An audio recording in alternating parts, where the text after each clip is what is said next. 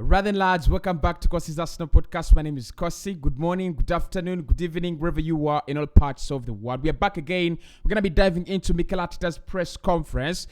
He spoke about a couple of things, really interestingly. The injury update on Fabio Vieira. We have not seen him in preseason, and I think many Arsenal fans look just like me. We are absolutely eager to see him make his debut in an Arsenal jersey. He's going to be putting on shirt number 21. That much we know, but we've not really seen him play for Arsenal Football Club. So in terms of the injury update ahead of the Leicester City game, we'll talk about Tierney. We'll talk about Fabio Vieira, who's back in full training.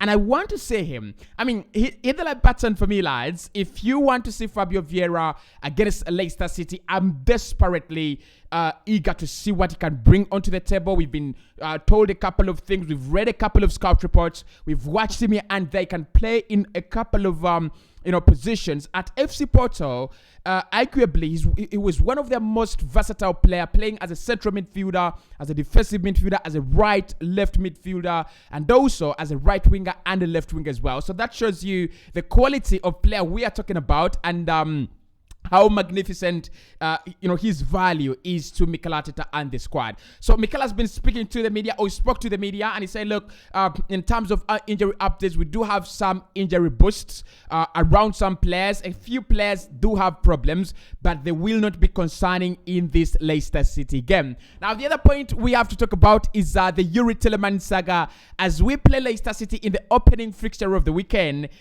not really opening fixture of the weekend, but in leg one of a two-leg tie that will see Arsenal, visit the King Power Stadium later in the year or later in the, later next year. Tielemans remains the most wanted player among Arsenal fans. Of course, he plays for Leicester City, and he will be playing for Leicester against Arsenal. Could this be the last time Tielemans plays for Leicester City? And is it true that Arsenal are hoping to use this meeting between the two clubs to close the deal on Saturday? We're going to be diving into all that. Hit the like button in the comment section. Tell me what you think. Do you think Tielemans plays against Leicester and then he joins Arsenal in the upcoming week? Or do you think he could even be left out of this game just for courtesy? I mean, if he scores against us and we lose, we might even not buy him. So Leicester City should be very, very careful. But anyway, hit the like button for me. Let's get this video to 800 likes. Subscribe to the podcast as well. Let's dive into what Mikel Arteta has had to say around this squad. How prepared are we? And what kind of injury concerns do we have at the moment? Now, starting off with how training has been in the lead up to the game. He said it's been really well. The boys have been training fantastically well. Obviously, the weather conditions have helped a lot. We had a busy week with some of the players leaving the club. There's a lot of work to do, and we wish them all the best. Of course, talking about players that have left the club, we are talking about Galatasaray's Lucas Torreira, and we're also talking about Pablo Mari, who has gone to FC Monza. Those are done deals. Alanyaspor in Turkey have also completed the signing of goalkeeper Alexander Runarsson on a permanent. So, like Mikel has said, we wish them all the best. I don't think really I wish everyone all the best, but it's only kind to say that we wish them all the best. In my opinion, on updates on Tomiyasu, Smith Rowe, and Fabio Vieira, he said they've been reintegrated into training this week. All of them. They are in different phases, but some of them will be in the squad tomorrow. Now, what I can confirm here, lads, is that Fabio Vieira is one of those names that could be in the squad together with Tierney. What I know about Tomiyasu is that he might need some little time to come around. But Tierney played some 20 minutes in the last game we played against Crystal Palace, and it didn't look off. He looked actually fine. In my opinion. I'm not really a football medicine guy, but also Fabio Vieira is in full training. He will make it to the squad, in my opinion. Will we see him though? That is the excitement. And look, you can see me how excited I am. And this is the same kind of excitement I had when we signed him from FC Porto. He's a guy. Honestly, he is my guy. And when he doesn't come around, I want you guys to get in the comment section and tell me, Cossy, your guy has actually flopped. I will be very, very happy to be, to follow my sword on this one, because I know he's gonna work. I'm really sure he's actually gonna work. So Mikel says Quarantiani, Tomiyasu, and the guy, and Cossy's guy, Fabio Vieira, and now back in full training. They're in different phases, but some of them will make it to the full squad. And for me, it should be Fabio Vieira, honestly. On Quarantiani, if he's nearing full fitness levels, he said he played 15 or 20 minutes last weekend, and he really did very well. He's been out for a very long time after the knee injury, but he looks in perfect condition and now ready to go. So, like I said, Quarantiani is not a big concern for me. With Alexander Zinchenko there, I still feel, Mikel Arteta is going to have selection headaches. He's going to have selection problems. As manager, you will never run away from those decisions. He had them with with Ramsdale and Leno, and somehow he escaped. He ran away with it because Leno is that kind of professional guy. So he just said, I will sit on the bench and wait for Aaron Ramsdale to pick up an injury. He also had the same with between Leno and Emi Martinez. It was quite clear that he wanted Leno to stay and Emi Martinez to leave. But now, Quarantiani and Alexander Zinchenko. By the way, Manchester City are interested in Quarantiani. I don't think Arsenal will sell, in my opinion, but there is that kind of interest, and it might just make Mikel Arteta escape the selection headaches. But at the moment, Quarantiani, no problem. We expect him to be fit for this game.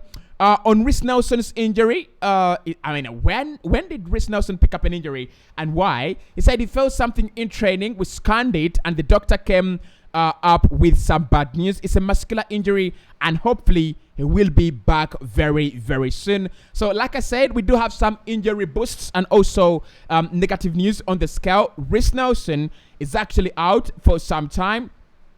And it says on a time scale, not yet. We do not know how much time Reece Nelson will take. They need to do another test, and hopefully next week we'll have more information on what he makes of Leicester City this season. In comparison to last campaign. It says, I think it's a difficult to compare. We've just played one competitive match. They've had some good games. I watched the game against Sevilla, and they've been together for a long time. It's really a strong squad with a manager and coaching staff that have been doing a fantastic job and have a huge experience in the league. It's always difficult against them. Now, I'm gonna say this, lads. Honestly, I respect Leicester City, and I'm not about to disrespect them or to say they're some kind of trash or anything. But I do not think Arsenal should be scared of them, and it should not be the most difficult encounter we take or we have. It shouldn't be the most difficult encounter we have. So, in my opinion, Leicester City, difficult side to play against.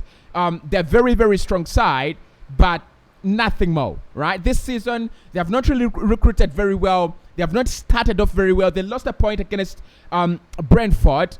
And for me, you're at the King Power Stadium and you lose 2 points to a Brentford side that is, trailing 2 goals to nil. You're not worthy being scared. So I'm not scared of Crystal Palace. Of Leicester City. I'm actually not. On if he's worried about the hot weather forecast on Saturday afternoon, he said it's the conditions and the context of the game. We are going to have to adapt. We know we are going to have a water break and get players in the best possible condition to adapt to it. That is it. We need to play the game we want to play. It's always like that in the summer. The conditions are a little bit hotter. I've seen water breaks that are really, really, significant. And I think that should continue to happen, but that should not affect the way we plan for our game. Actually, in my opinion, we should use that as an advantage. We're a club that wants to keep the ball. We're a club that wants to hide the ball. If we make them work harder, they will get tired in those hot conditions, in those sunny conditions, and we will walk away advantageous. On if he would change his approach to the game based on the heat, he said we have to adapt. Players will need to be ready mentally to play in those conditions, because it is something that we do normally. We have 5 substitutions as well, which is very helpful, and it's a combination of other factors. On how important it is to have 5 substitutions, on how important it will be to have 5 substitutions. Look, I don't know what you people think about these 5 substitutions, but in my opinion,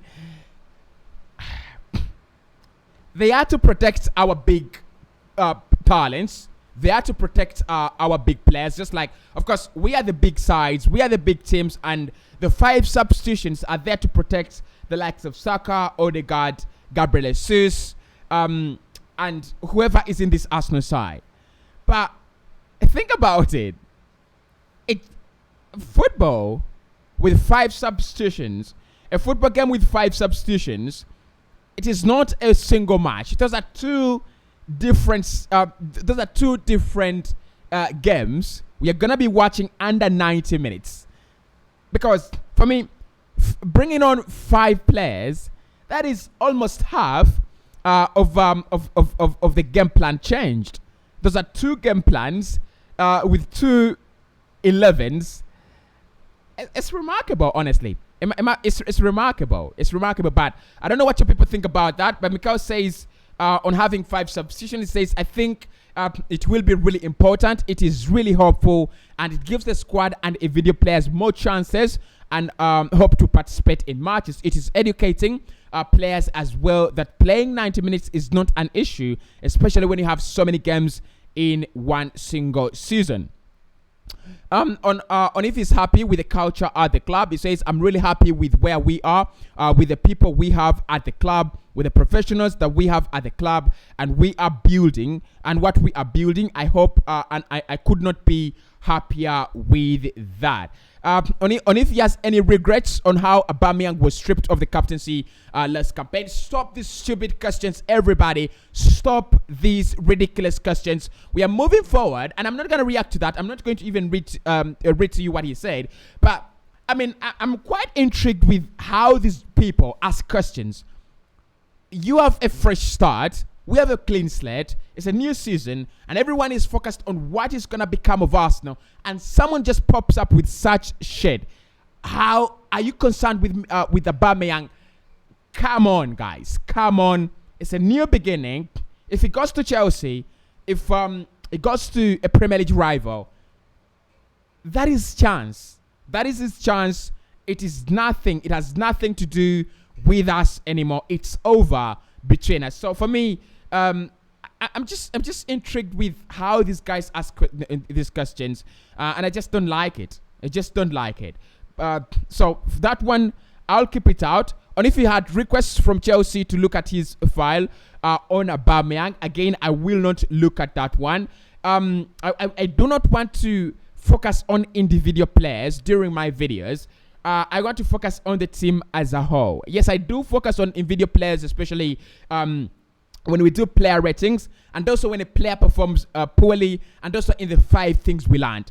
Those are the only times I want to focus on individual players. In match reactions, on 5 things we learned in a game, and also on player ratings. But when it comes to reacting to the general situation around the club, I don't want to do that. On if there could be any more hopes of players leaving before the transfer window, says Sharks, it says, well, we had Bernard Leno and Lucas Torreira as well as Pablo Mari. There were a few. We had Fleur Balogun going on loan as well. We've moved the squad a lot, and we are willing to finalize the squad the way we want it. We could add something great, but there are a few players that we need to find the right game time for as well. At the moment, that's going to be very, very difficult. On if he has heard anything about Kieran Tierney heading to Manchester City, he says no. And I'm not going to be commenting on individual cases.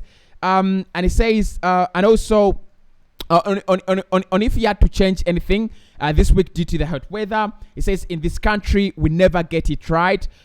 When it's raining and cloudy, it's always raining and cloudy. When it's hot, it's always too hot. So you always need to be on top of your game. And lastly, on how different the culture of the club is now from when he took over, he says it was the club's main objective at the beginning to try and completely change the mentality. Many people participating are proud, happy, and accountable for their jobs at the moment. I think we have actually done that. Now, on the 90 More podcast, we will be diving into how Mikel Arteta has changed Arsenal. I will also dive into the same video on Cossy's Arsenal podcast. Do not worry. But I want to have different perspectives on whether Mikel Arteta is truly responsible for the change of heart, for the change of attitude, and also for the change of atmosphere in this Arsenal side. One thing we can agree on to